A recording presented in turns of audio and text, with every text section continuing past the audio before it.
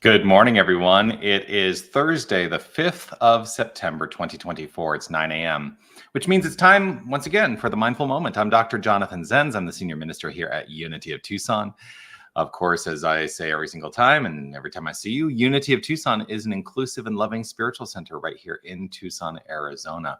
And our purpose is to explore the principles of the New Thought philosophy in order that we may find personal purpose, develop a spiritual path, and master spiritual understanding. That's what it's all about for me. How about for you?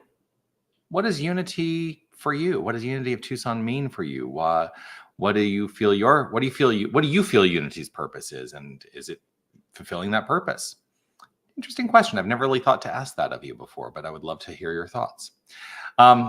Whether you're watching live or on the replay, I would love for you to post a comment. Let me know that you are here. Always love to see those comments come through as well. See that Roberta has wished us a happy day. Each and every one of us, happy day to all, she offers. Grateful to see you this glorious day, Roberta. Thanks for being here. And as more comments come through, God without fear. Ooh, that's a good purpose. Yes, that's a good purpose. Love that. Love that. Okay. Well, something that I thought I was going to talk about, and I thought, oh, I'm not going to talk about that. I'm going to go back and talk about it because you've just inspired that. Happiest of days to all. Let's celebrate. I suspect you may be celebrating today, Sherry, because if I am not mistaken, today is the date where we celebrate the anniversary of your coming into this plane of action. If you know what I mean. Happy birthday. Always grateful to celebrate with you. Let's see, Roberta. Unity for me is a spiritual community and purpose. Love. Yes, spiritual community and purpose. I am, and yes, it is. Happy birthday. Grateful to have you. Before we get too much further, and I also want to offer this reminder, which I say to you every single time I see you. You are love. You are light. You are life. You are magnificent. And I am so grateful that you shine your light and share your magnificence. Thank you for doing that.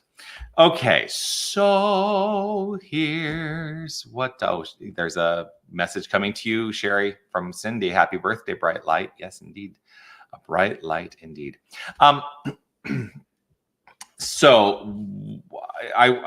Cindy, your comment, our purpose is to explore God without fear.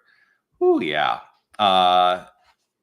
It made me think about this sentence that I read I pulled this out the other day, Practicing the Presence by Joel Goldsmith. And I mentioned a quote from this book that resonated with me that I talked about on a previous Mindful Moment this week. And I was reading this again today, as I do, and there was a sentence that kind of popped out at me, and I thought, oh, I'll talk about that. And I thought, no, I don't want to talk about that. And then here we are. When you wrote God without fear, it made me go back to this sentence. And what I want to talk about is, I feel like I'm saying nothing. Okay, I'm going to clarify myself and relax. There's a chapter in this book called Demonstrate God.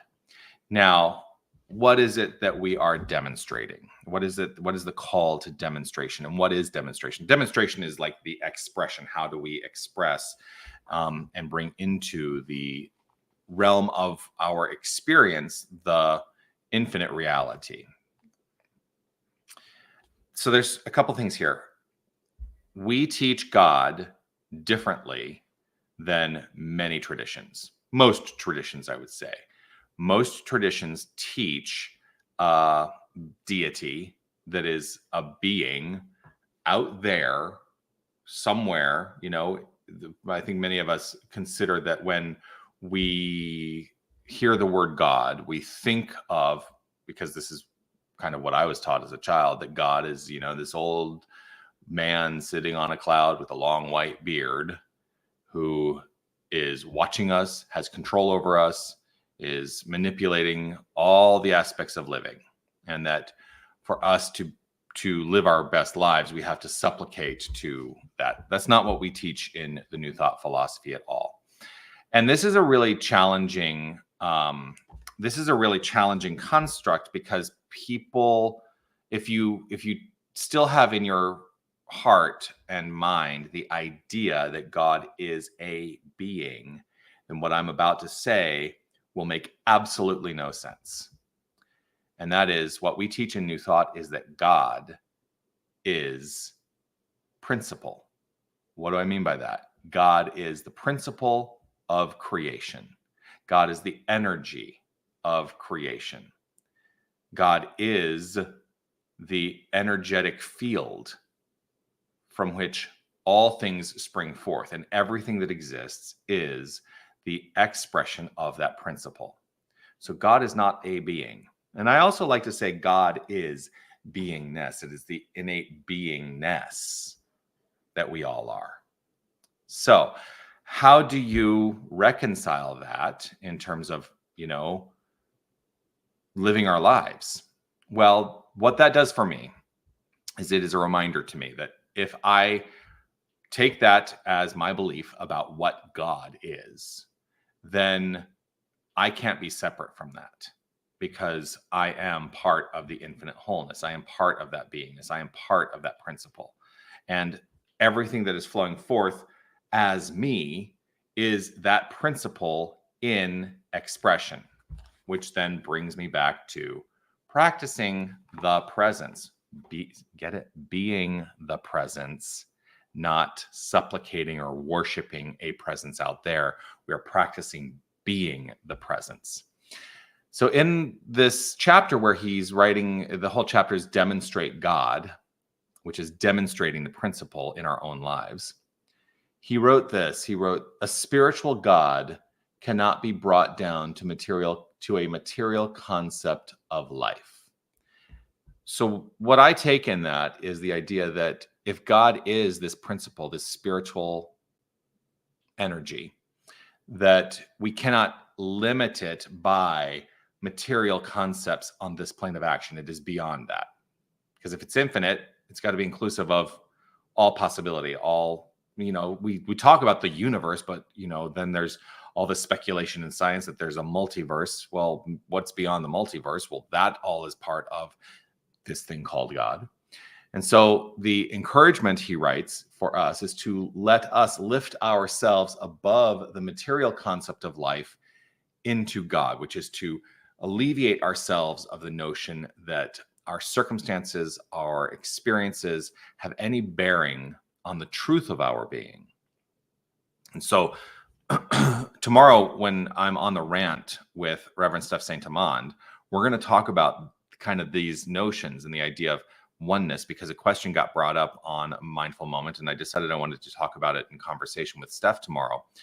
That the question essentially was, when it comes to oneness, how does that enhance the quality of our lives? How do we practically put that to use in our lives? And part of that is to begin to approach life from the frame of mind that there is nothing in the world of form that has any bearing on our good, our delight, except to the degree that we allow it consciously.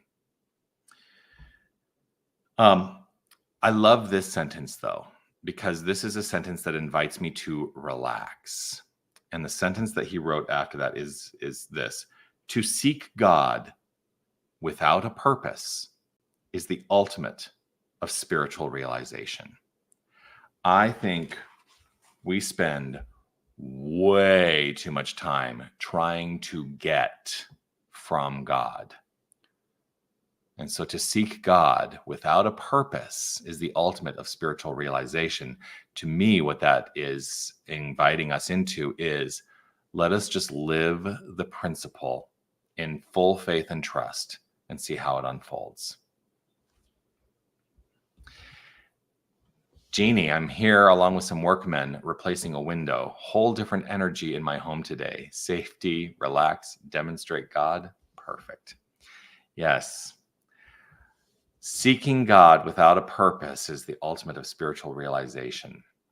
That for me is the goal of spiritual practice. We teach the practices of prayer and meditation primarily here. There are other spiritual practices that we can lean into and utilize in our lives. But ultimately, prayer and meditation are an invitation to seek God without purpose. And so perhaps we engage in that practice right here and right now.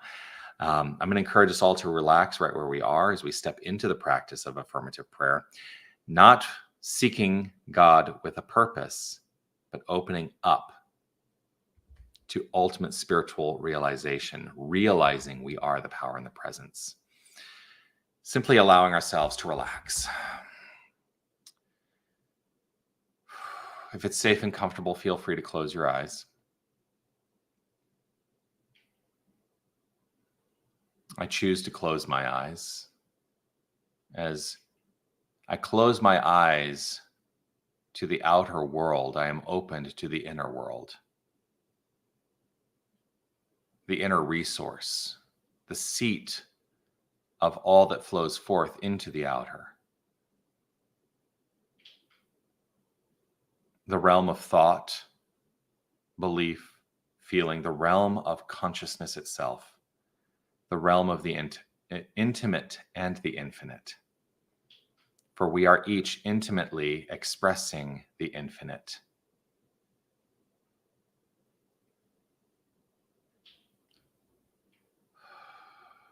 And so in this relaxed state of mind, in this relaxed state of heart, I welcome the notion that there is only God.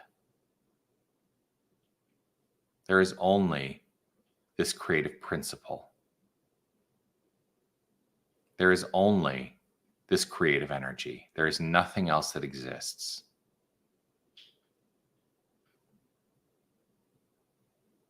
And so I let go of the notion that there are any edges to the infinite. There can be no edges to the infinite, yet the infinite is expressing itself magnificently as form, as all that is.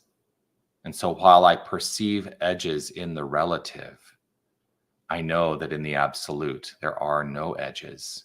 There is only God. And I seek to understand that the relative is the absolute. And so the concept of edges is very thin. And I let go of the notion that there's anything that is limiting. There's nothing limiting me. There's nothing limiting any one of us except our own conscious decision to be limited. And while the conscious decision may be at the level of awareness or below the level of awareness, there is nothing that is truly limiting, for there is only God. And so I open up to this spiritual realization. I let go of seeking God with purpose, to know that the purpose of God is to demonstrate creatively. And so everything in my life, everything in the lives of each and every one of us is a creative demonstration of this infinite power, this infinite creative energy, this infinite principle. And while I direct it, I live in the state of faith and trust to know that the highest good, the most magnificent good, is always expressed. And I welcome the deep expression of the highest good in all aspects of life. And so I relax into this frame of mind, knowing God is, I am. I let myself resonate with that statement. God is, I am. God is, I am. God is. I am.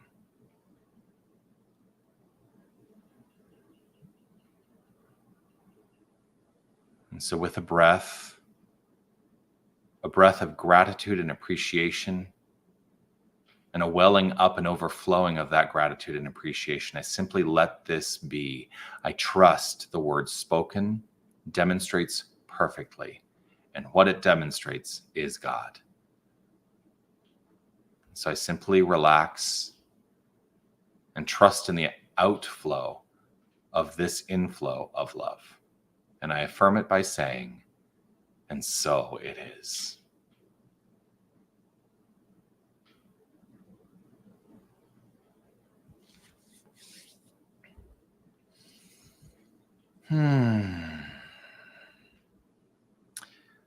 Thank you so much for being with me today. Always a delight to share this time with you. And I look forward to seeing you again. Like I mentioned earlier, I will be back tomorrow, 9:30 Pacific, 11:30 Central, for the rant with Reverend Steph Saint Amand. So check that out. Like I said, our topic tomorrow is going to be oneness, based on the comment that I received earlier this week. Looking forward to having that conversation. Also, Sunday celebration at 10 a.m. Arizona time. That happens both. You can be here in person or you can watch online. There's options. You got options. And I'll be back for the Mindful Moment again on Monday at 9 a.m. Arizona time. So peace and blessings to you. Make your day magnificent. Know that you are magnificent. And as I often say, it's not because of anything you do. It is truly the core of your being. Demonstrate that. All right. Peace and blessings. Bye, everybody.